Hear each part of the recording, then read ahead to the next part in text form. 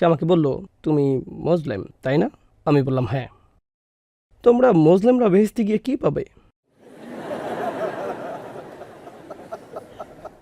আমি হলাম লিফটে, আমার গন্তব্য চলে আসছে, এখন আমি তার সাথে জান্নাত নিয়ে দীর্ঘ আলোচনা করতে পারবো না। এই মুহূর্তে তাকে একটা বিষয় দিতে হবে। তো আমি বললাম, ড্রিঙ্কস। তারপর চলে গেলাম।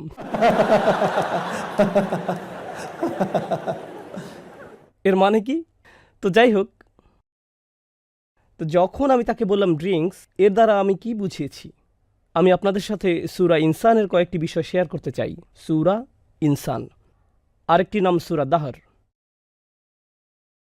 আপনারা যদি আসলেই অনুধাবন করতে চান আমি যা শেয়ার করছি, তার জন্য আমাকে প্রথমে একটা দৃশ্যপট তৈরি করতে হবে। আশা করি আপনাদের মধ্যে কেউ কেউ আছেন সামাজিক, তো আপনি মানুষকে আপনার ঘরে আমন্ত্রণ জানান। কেউ কেউ হয়তো এরকম, কিন্তু আপনাদের মধ্যে কেউ কেউ মানুষকে ঘরে আমন্ত্রণ জানান কখনো কখনো ঈদে অথবা অন্য কোনো বিশেষ আয়োজনে।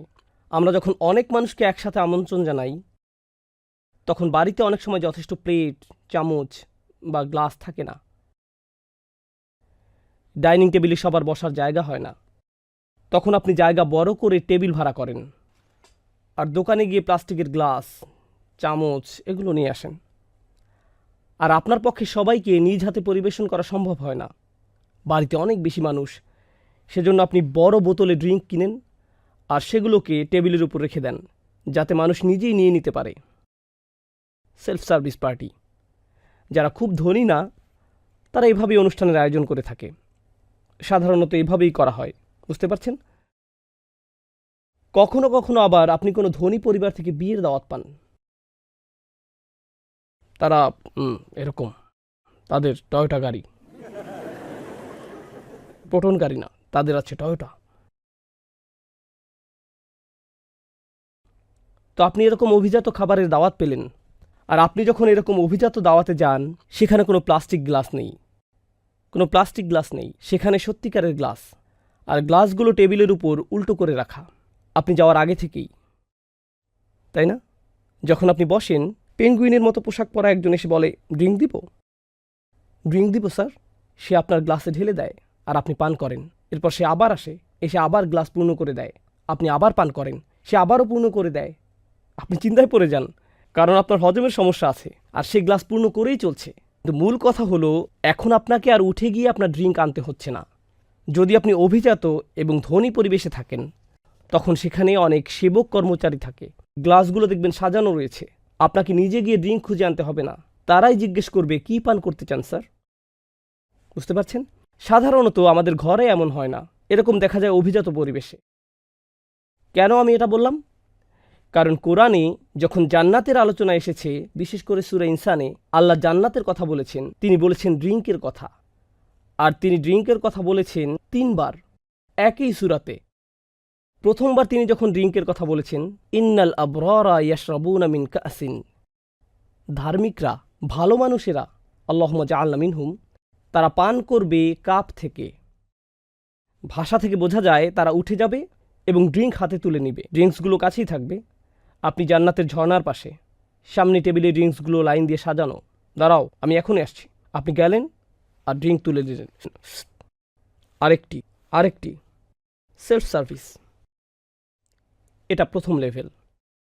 ইন্নাল আবরারা ইয়াশরাবুনা মিন কাসিন। ওকে, কোনটি আরও অভিজাত পার্টি? আপনি যেখানে নিজে ড্রিঙ্ক নিতে যান, নাকি যেখানে আপনার কাছে ড্রিঙ্ক পরিবেশন করা হয়? যেখানে ড্রিঙ্ক পরিবেশন করা হয়। কয়েকটি আয়াত পর, ওয়ায়ুসকাউনা ফিহা কাসান, তাদেরকে কাপে করে ড্রিঙ্ক পরিবেশন করা হবে।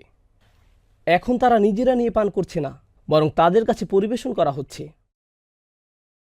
ওয়াতুফু আলাইহিম উইলদান মুখাল্লাদুন, তরুণ সেবকরা চারপাশে ঘুরে বেড়াবে। স্যার আরেকটু দিব, আরেকটু দিব। তারা ঘুরে বেড়াবে আর ড্রিঙ্ক পরিবেশন করবে। তো এটা হলো আরও অভিজাত পরিবেশ।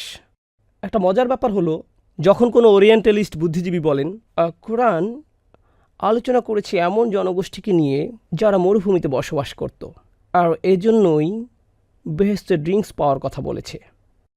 আদিম যুগ ছিল তো, এই জন্য। আমি বলি, আপনি আদিম যুগের। আজকের দিনেও আপনি যান একটা অভিজাত পার্টিতে, সেখানে কি দেখবেন?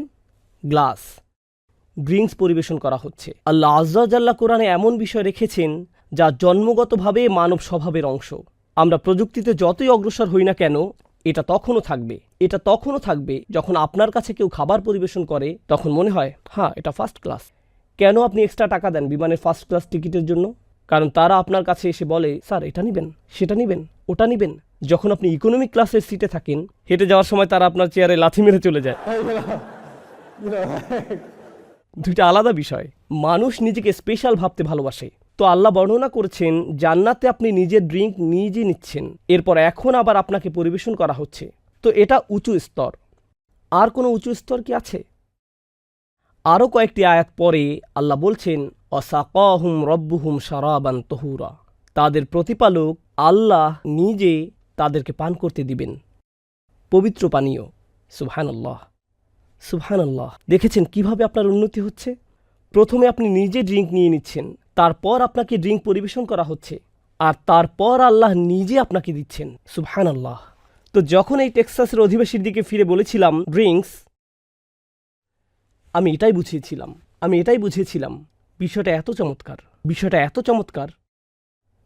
চিন্তা করতে পারেন যে আল্লাহ আজ্জা ওয়া জাল্লা নিজে আপনাকে পান করতে দিচ্ছেন। ওয়াসাকাহুম রব্বুহুম শারাবান তহুরা, এই একটা কারণই যথেষ্ট। জান্নাত সম্পর্কে আর কিছু জানার আমার দরকার নেই। শারাবান তহুরা আমার জন্য যথেষ্ট। সুবহানাল্লাহ। এভাবেই কোরআন যুক্তি উপস্থাপন করেছে। উম্মার জন্য এটা জরুরি যে আমরা আবারও কোরআনের চমৎকারিত্ব অনুধাবন করি। এই গ্রন্থটি আসলে কি তা পুনরায় আবিষ্কার করাটা এটা জরুরি। আমরা সুদীর্ঘ সময় কোরআনের টেকনিক্যাল বিষয়গুলো নিয়ে ব্যস্ত ছিলাম। টেকনিক্যালিটি। মুসলিমরা অনেকেই যখন কোরআন নিয়ে চিন্তা করে, তারা শুধু চিন্তা করে হালাল হারাম নিয়ে। হালাল হারামের আয়াত সংখ্যা অনেক কম, আর সেগুলোও চমৎকার।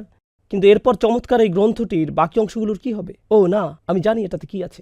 আসলেই সবচেয়ে জ্ঞানী মানুষটিকে সাল্লাল্লাহু আলাইহি সাল্লাম এই গ্রন্থটি শিখানো হয়েছিল 23 বছর ধরে, আর আপনি জানেন এটাতে কি আছে, অথচ একবারও গ্রন্থটি পুরোটা পড়েননি। এটা কিভাবে সম্ভব? কেন আমরা গ্রন্থটিকে এত কম মূল্যায়ন করি? এত কম। আমি প্রার্থনা করি উম্মাহ হিসেবে পৃথিবীর যেখানেই আমরা থাকি, যাতে আমরা এই চমৎকার গ্রন্থের প্রতি আমাদের ভালোবাসা, অনুভূতি এবং শ্রদ্ধাকে বৃদ্ধি করতে পারি। আল্লাহর কসম, যখনই আমি পড়ি আমি এমন কিছু খুঁজে পাই আর বলি ও ইয়া রব, বিষয়টা চমৎকার, এটা অসাধারণ। সব সময় আসলেই তখন আমাকে বিরতি নিতে হয়। তখন কোরআন মুখস্থ করি, এরপর থামি এবং নোট করি। কারণ এটা এতই চমৎকার যে আমি তখন আর চিন্তা করতে পারি না, কারণ অসাধারণ একটা বিষয় মাত্র অনুধাবন করতে পারলাম। আমার আশা হলো যত কম পরিমাণে আমি অধ্যয়ন করতে পারি, আমি যথাসম্ভব চেষ্টা করব যাতে আপনাদের সাথে সেটা শেয়ার করতে পারি। আর আমি আশা করি আপনারা আমাকে সহায়তা করবেন এই উদ্দেশ্য পূরণের পথে বিইজনিল্লাহ। আপনি যদি বাইয়েনা টিভি থেকে উপকৃত হয়ে থাকেন, আমি দোয়া করি আপনি আরও উপকৃত হতে থাকেন, কোরআনের সাথে সম্পর্ক আরও বৃদ্ধি করতে থাকুন। আপনারা আমাদের জন্য একটি বড় অনুগ্রহ করতে পারেন, আর তা হলো এটাকে ছড়িয়ে দেয়া। কারণ আমার পরিকল্পনা হলো পরবর্তী 5 থেকে 10 বছরে আমি চিন্তা করি মাইলস্টোন হিসেবে, যদি আল্লাহ চান, আমি স্ট্যান্ডার্ড কোরআনিক শিক্ষা উপস্থাপন করতে চাই স্কুল, ইউনিভার্সিটিগুলোতে। আমি নিজে স্কুল হতে চাই না, তবে স্কুলগুলোকে হেল্প করতে চাই। আমি প্রত্যেকের ব্যক্তিসত্তাকে হেল্প করতে চাই। আমি নিজে হয়তো আপনাকে ব্যক্তিগতভাবে পড়াতে পারবো না, কিন্তু আমি আপনাকে উপকরণ দিতে চাই যাতে ঘরে বসেই বিষয়গুলো জানতে পারেন, আর যাতে আপনার সন্তানদেরকেও এই বিষয়ে হেল্প করতে পারেন। এটা করার এখনই আমাদের জন্য প্রকৃত সময়। তো এটাই ছিল সংক্ষিপ্ত মেসেজ যা আপনাদের সবার সাথে শেয়ার করতে চেয়েছিলাম। আমি আশা করি এই আলোচনা থেকে আপনি উপকৃত হয়েছেন, আর আপনাদেরকে অনেক অনেক ধন্যবাদ। মালয়েশিয়াতে এটাই আমার শেষ আলোচনা। আমি এবং আমার টিম আমরা পুরোপুরি বিনয়াবনত এবং সম্মানিত হয়েছি এখানে আসার কারণে। আর আমি খুবই আনন্দিত যে এখানে এই দেশে যে ভালো বিষয়গুলো হচ্ছে তা নিয়ে। আমি জানি সমস্যা সকল দেশেই আছে, আর আপনাদের দেশেও সমস্যা আছে, এতে কোনো সন্দেহ নেই। কিন্তু যে সম্ভাবনাগুলো এখানে রয়েছে আমি আপনাদেরকে বলছি তা হলো অসাধারণ। সেগুলো সত্যি অসাধারণ। আর এজন্যই আপনাদের দায়িত্ব হলো বিশেষ কিছু করা এই দেশে, বিশেষত এই শহরে। কারণ আপনারা যখন এই শহরে কিছু করবেন তা সারা দেশে ছড়িয়ে পড়বে। এটা হলো এই দেশের সাংস্কৃতিক রাজধানী। মুসলিমদের সংখ্যা এখানে উল্লেখযোগ্যভাবে ভালো। সচেতন মুসলিম যারা কৌতূহলী এবং প্রবল উৎসাহী তাদের ধর্ম সম্পর্কে জানার ব্যাপারে। আপনার দিনকে হালকাভাবে নেবেন না। এটাকে হালকাভাবে নিবেন না। নিজেকে পুনরায় শিক্ষিত করুন, কোরআন নিয়ে আলোচনা আবারও শুরু করুন, নিজেকে পুনর্বিন্যাস করুন। হতে পারে কখনো কখনো আপনার ভিতরে খারাপ মতামত থাকতে পারে আল্লাহ যা বলেছেন সে সম্পর্কে, অথবা আপনি হয়তো অনেক আগে কিছু শুনেছিলেন আর তা আপনার মধ্যে খারাপ অনুভূতি তৈরি করেছে। এটা অত্যন্ত দুঃখের বিষয় যে এত এত মানুষ আল্লাহর কিতাবের বিষয়ে এমন মেসেজ ছড়াচ্ছে যা ঘৃণায় পরিপূর্ণ, যা নিরাশায় ভরা। আমরা এরকম করতে পারি না। আমাদেরকে আশার বাণী ছড়াতে হবে। কোরআন আশার বাণী দিয়ে পরিপূর্ণ। আমি বাড়িয়ে বলছি না। যদি সিরিয়াসলি কোরআন অধ্যয়ন করেন, আপনি আশায় পরিপূর্ণ হয়ে যাবেন। আপনি আশায় পরিপূর্ণ হয়ে যাবেন। আপনাদের মধ্যে কারোই এমন মনে করা উচিত না যে আপনি আল্লাহর কাছে মাফ চেয়ে দোয়া করেছেন আর এর পরেও দ্বিধান্বিত হয়ে থাকবেন এটা ভেবে যে আপনি ক্ষমা পাবেন কিনা। কোরআন আমাদেরকে গ্যারান্টি সহকারে উত্তর দেয়। কিভাবে জানবেন নিশ্চিতভাবে যে আপনি ক্ষমা পেয়েছেন?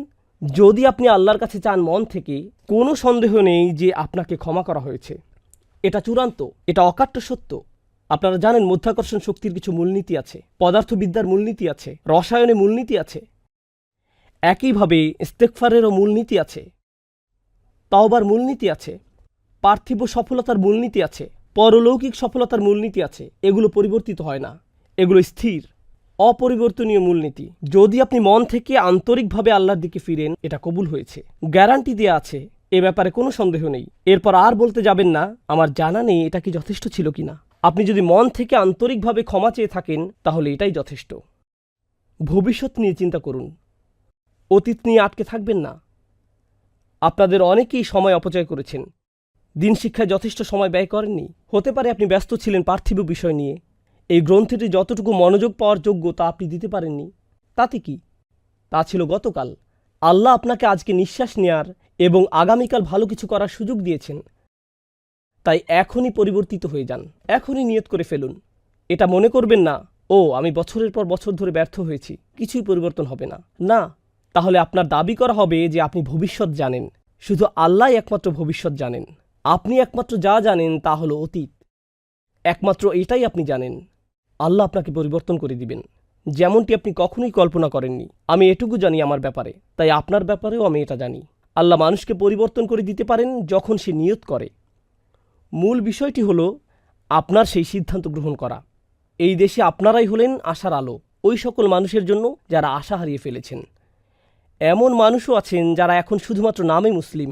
এমন মানুষও আছে যারা আর নামাজ পড়ে না, যদি পড়েও তা আসল না। তারা শুধু দিনের পরিচয় ধারণ করে আছে, কারণ যদি তারা এটা ত্যাগ করে তাহলে মানুষ তাদেরকে খারাপ চোখে দেখবে। এই দিন পালনের সাথে এখন তার কোনো আন্তরিকতা নেই। আমাদেরকে আন্তরিকতা ফিরিয়ে আনতে হবে।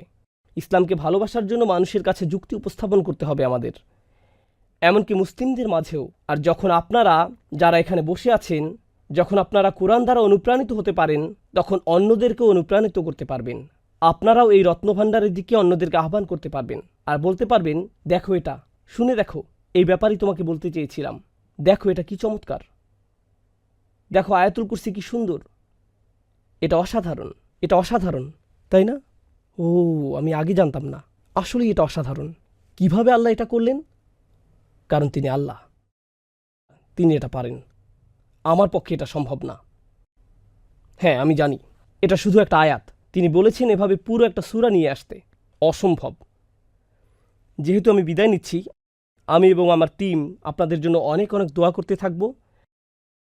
আমি পুরোপুরি নিশ্চিত, যদি আল্লাহ অনুমতি দেন, আমার নিয়ত আছে আবার ফিরে আসার বিইজনিল্লাহি তাআলা।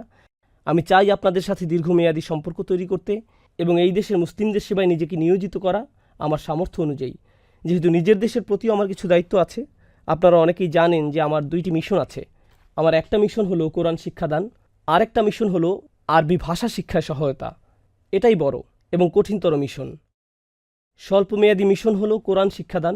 দীর্ঘমেয়াদী মিশন, যদি আমরা উম্মাকে সঠিক উপায়ে আরবি শিখাতে পারি, তখন আমার লেকচার শোনার আর প্রয়োজন পড়বে না। তখন আপনাকে আর আমার আরবি ব্যাখ্যা শুনে আয়াত বুঝতে হবে না, কারণ আপনি ইতিমধ্যেই ভাষা জানেন, কারণ আপনি হাই স্কুল লেভেলের আরবি জানেন। আমি চাই উম্মা যাতে এই পর্যায়ে উঠে আসে। আমাদের বাচ্চারা কৈশোর বয়সে যখন পৌঁছবে, ততদিনে তাদের প্রয়োজনীয় বিষয়গুলো জেনে যাবে, বিষয়গুলো তাদের জানা থাকবে, আর তাদের ইসলাম নিয়ে এত বেশি কনফিডেন্স থাকবে যে যখন কেউ ইসলামের সমালোচনা করবে, তারা আবেগতাড়িত হয়ে রেগে যাবে না। এই ধরনের কনফিডেন্স আমি দেখতে চাই মুসলিম তরুণদের মাঝে। এই দেশের মুসলিম মেয়েরা, এত এত নারী এখানে, মাশাআল্লাহ, তারা হিজাব পরে গর্ব সহকারে। এটা আসলে আমার হৃদয়কে প্রশান্ত করে। আমি 4 জন কন্যা সন্তানের জনক। এটা আমাকে খুবই আনন্দিত করে যখন দেখি এত পরিমাণ উৎসাহ উদ্দীপনা এদেশে আমাদের বোনদের রয়েছে। আসলে আমি আপনাদের জন্য অনেক দোয়া করি। যখন আমি কোনো বোনকে হিজাব পরিহিতা দেখি, আশেপাশে যখন দেখতে পাই, আমি শুধু দোয়া করি, ইয়া আল্লাহ, এই মানুষগুলোর উপর রহমত দান করুন। কারণ এটা একটা শক্তিশালী বিষয়, এটি ছোট কোনো বিষয় নয়। আপনারা হয়তো এর গুরুত্ব বুঝতে পারছেন না। গোটা বিশ্বই ধর্ম থেকে দূরে সরে যাচ্ছে, ধর্ম থেকে দূরে সরে যাচ্ছে। ইসলাম সহ সকল ধর্ম থেকেই আপনাদেরকে লেগে থাকতে হবে। আর শুধু লেগে থাকাই নয়, মানুষকে ফিরে আসার মতো যুক্তি উপস্থাপন করতে হবে। আর আমি কথাগুলো বারবার বলছি, কারণ আমি আপনাদের বোঝাতে পারবো না এই বিষয়গুলো আমার কাছে কতটা গুরুত্বপূর্ণ। আসলেই অনেক গুরুত্বপূর্ণ। তো আপনাদেরকে বিদায় জানাচ্ছি অনেক অনেক দোয়া সহ।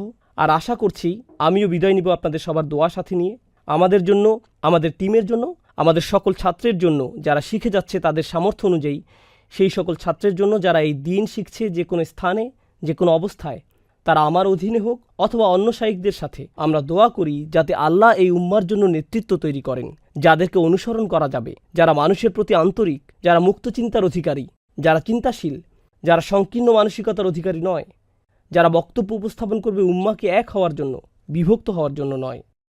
এটাই আমাদের আশা আমাদের উম্মার জন্য। তো এই সকল বিষয়ে দোয়া করতে করতে আপনাদের কাছ থেকে বিদায় জানাচ্ছি। বারাকাল্লাহু লি ওয়া লাকুম। আসসালামু আলাইকুম ওয়া রাহমাতুল্লাহি ওয়া বারাকাতুহু।